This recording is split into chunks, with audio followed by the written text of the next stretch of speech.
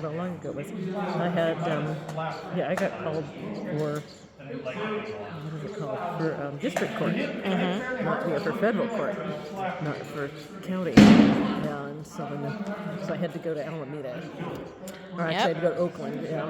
And you wound up at the courthouse in Oakland. Yep. So I had to plan for morning commute traffic over there because you better not be late. I've served 2 juries. One was in Alameda. This was in Oakland at the I don't mind the thought of doing jury duty.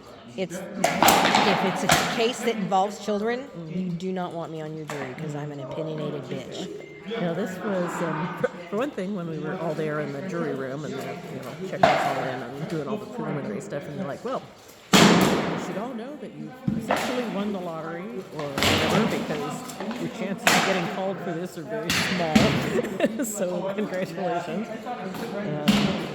Then I ended up, after they went through the whole thing, ended up being, I was the second to the last person chosen, but the last two of us were alternates. So they didn't tell us this until they were going to send everybody into deliberation so that we would pay attention like everybody else. But, and that went on for, it was pretty much the whole week. No, I got one and it was 2 days. But this was, the case was food stamp fraud. Oh. From the store owner's side. So it wasn't people with the food stamps, it was the store owner. Yeah. So it was embezzlement, I guess it would be. Yeah, I guess that's technically. It was Fraud. Basically it was like people would come in with their card, and it was kind of one of these mom and pop grocery that isn't much more than a 7-Eleven kind of places, and you'll get a candy bar or a can of soda or something like that, and then they give the person their card and have them give them cash back, which they're not That's supposed fraud, to do, yeah. and they would take 50% of it. So you get that, and I take $200 out. If we're going to commit fraud, we're keeping some of it. Yeah. So we had to watch over and over and over for every single count of this, which was, I even caught the judge kind of nodding as I probably actually fell asleep at one point. Like, no. Yeah, we pretty much determined a long time ago. Actually, the main issue wasn't, was it fraud, or even was this person guilty of fraud? It was this a conspiracy with another family member?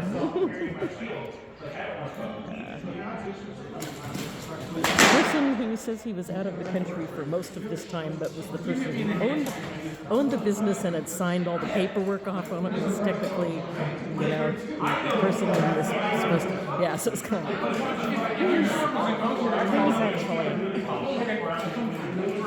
who are we going to throw in jail here?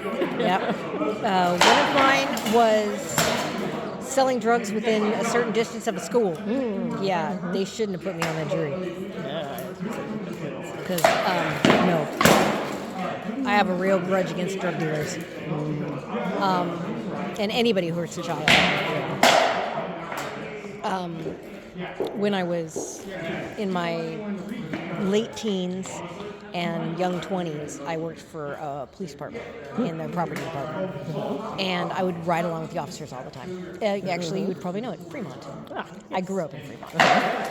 And so I'd go ride with the officers. And there was one particular case where it was an assault on a minor, and the younger sister told the older sister that something had happened. Right on the point.